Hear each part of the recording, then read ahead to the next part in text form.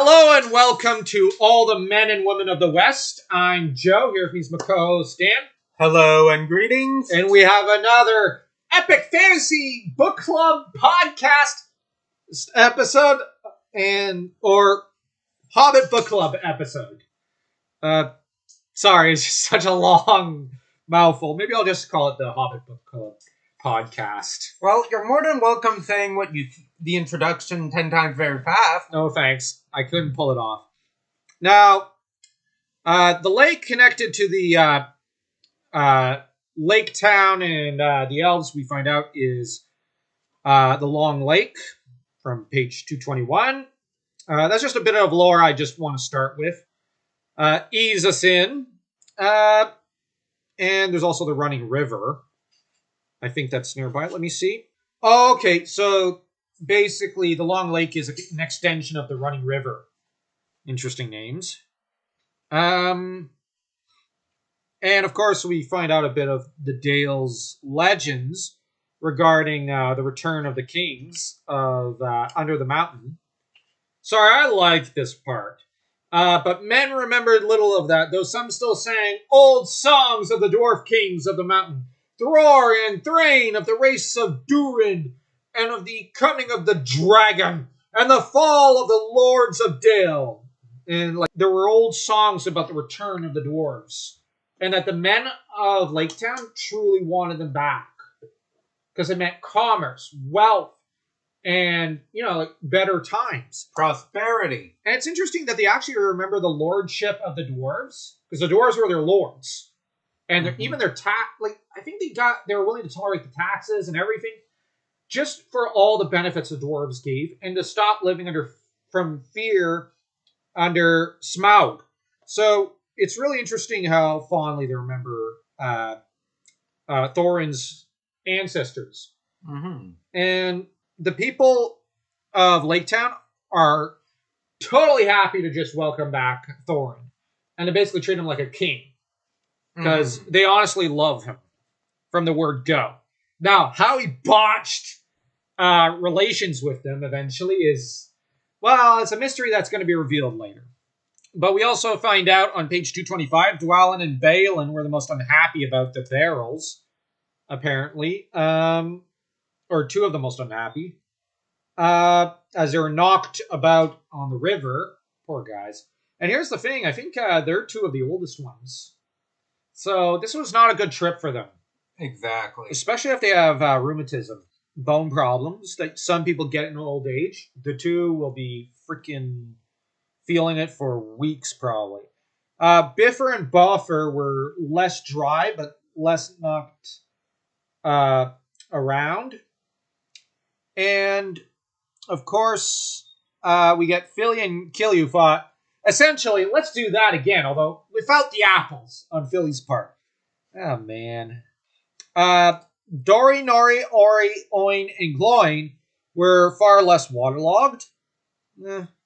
That's from 226. And now, while they're all a little grumpy initially, just because they're like, really? Like, this was not a great trip. They're a little grumpy with Bilbo, but Thorin kind of puts them back in their place. And, well, here we are. And he's like, we have to thank Bilbo again. Like, it wasn't comfortable. It was miserable. But we wouldn't have gotten out if it wasn't for Bilbo. And it's interesting that Thorin is once again just full of nothing but gratitude and affection for Bilbo. I think Bilbo's really grown on Thorin. Mm-hmm. He's grown already on all the other dwarves.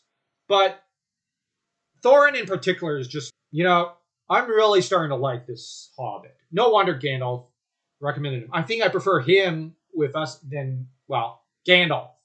I think Thorin and some of the other dwarves are getting to that point. Mm-hmm. And I don't think I'm entirely exaggerating. Now, that said, Bilbo's the one who says, let's just get down to Laketown. What else can we do? Now, they're well received, although initially they're kind of, the guard's naturally skeptical. Philly and Killy are introduced as Thorin's nephews, which I did not know that prior to that part, so I really like that bit of lore. Mm-hmm. But it's Philly who I think ends up really getting impatient and actually takes things in hand. Telling him, then all the more reason for taking us to him, to the master of the village, or the mayor. We are worn and famished after a long road, and we have sick comrades. Now make haste and let us have no more words, or your master may have something to say to you. And the captain is so daunted, he just goes, okay, wow. Mm-hmm. Like, Philly may be the youngest, along with Gilly, but Philly's really got developing a lot of spunk. Like, at the beginning, he was one of them that was, I guess, more willing to do the dirty work, and he was a bit whiny, and he was generally pushed around by some of the other dwarves. Now he's basically one of the leaders going, you know what? Screw this. No, we've gone through orcs, through possessed hobbits, through wargs, been jostled around by eagles, been nearly eaten, and been locked up. Screw this! I want to take the situation in hand. Like, Philly's getting to be quite the badass. Mm-hmm. And it's like we just want a warm bed, something to eat. Yeah, like, I actually love this scene, because to me it was, like, you hear over the years constantly, oh yeah, the dwarves barely have any personality. Philly's got plenty. Balin I really like. He's probably one of my favorites. The more the story is progressing, the more we see into the individual elves. Well, dwarves. Yeah, sorry, slip of the tongue. Well, the elves get a lot of development as well, but the thing is, at the beginning of the story, Dory is really the one who gets focused on. But he's dropped almost by now in favor of Philly and Balin. Although Balin always kind of had a role. Dwalin also is noted for being perceptive. He doesn't have the best eyes, but he's perceptive, because he's the one who ended up asking, where did Thorin go off to? After the others had forgotten about Thorin. And then you have Bomber. Yeah, who's just fat and really miserable the entire way through. Well, Bomber apparently likes his comfort, which, I like my comfort too, so, Now, after getting introduced to the mayor of the village, who's not at all happy to see them, because he has a good thing going, and he doesn't like seeing these guys come along and possibly rip the rug from under his feet, because he's the guy in charge. If Thorin comes in, he could dismiss him from his post and appoint a new guy, which annoys and frightens the mayor. Not to mention the Wood Elves are not exactly pleased with this. No, this is risking commerce. So you do have the mayor has a good reason for being annoyed, but at the same time, deep down, there's a certain fear of being replaced as well. Now, we get a song that's sung. I think this is an old song, and the king beneath the mountains, the king of carven stone, the lord of silver fountains shall come into his own. His crown shall be upholden, his harp shall be restrung, his halls shall echo golden to songs of yore resung. The woods shall wave on mountains and grass beneath the sun. His wealth shall flow in mountains and the rivers golden run. The streams shall run in gladness, the lakes shall shine and burn. All sorrow fail in sadness at the mountain king's return. Yeah, like I can see why they're really excited and happy. Finally, the king's back, and he's going to kill that stupid dragon. Actually, he's not going to kill the dragon, but we don't need to know that yet. I'm just saying. But you do have that moment. Like, I just like how the mayor is like, where is he? He was not sorry to see them go. Now, he's surprised because he was, they're con artists. But I have to house them for the village's sake, because I've been outvoted. But then when they're basically going, you know what? We're ready to go. Screw this. After a few days, he's surprised, but he's not sorry to see them go, as stated. He ends up thinking, let them go and bother Smaug and see how he welcomes them. He actually wants them to die. Certainly, O Thorin, Thrain's son, Thror's son, was what he said. You must claim your own. The hour is at hand, spoken of old. What help we can offer shall be yours, and we trust your gratitude when your kingdom is regained. Dick. Like, no joke. What a dick. We're supposed to think, what a dick. Now, on the one hand, it's understandable why, because they're expensive to house. But on the other hand, I don't think I'd wish dragon on an angry dragon like Smaug on anyone. Yeah, he prefers the elves to the dwarves. He doesn't want the dwarves to succeed. He doesn't think they could. But remember, if Thorin gets in charge, he could remove the mayor from his post and appoint a new one. Mm-hmm. He doesn't like that. The mayor doesn't want to think about that. He wants to stick with the elves, but the entire city would much prefer the dwarves. Yeah, and the elves are basically annoyed, and Thranduil, as you know, is going, ooh, I'm going to claim them. I'm going to ready my army, and I'm going to claim some of that treasure. Ooh. Dragon greed. It's a pain. Now, the locals, though, will not go near Smaug. Not even bandits will go near the mountain. Which, that's kind of sad. Yeah, it's also a little sad. Like, wow, things are so hellish there. Nobody freaking wants to be near it. There. Now, I do like how the scouts are Balin, Fili, Kili, and Bilbo. So, basically, the two youngest dwarves and the oldest. And Bilbo. But Balin seems the most attached to Bilbo. Mm-hmm. But then there's... but Thorin's getting there. I like how Balin is the one who's explaining the history and the lore of the area. He's explaining, like in the old days, the bells always rang. The place was really rich and pleasant. It was a great place. A little sad. And it's interesting that Balin feels so depressed about the state of affairs. Which, being an old man who, remember this place in better times, the abandoned village of Dale, he's got very good reason to be kind of thinking, there were better times. It wasn't always this wretched.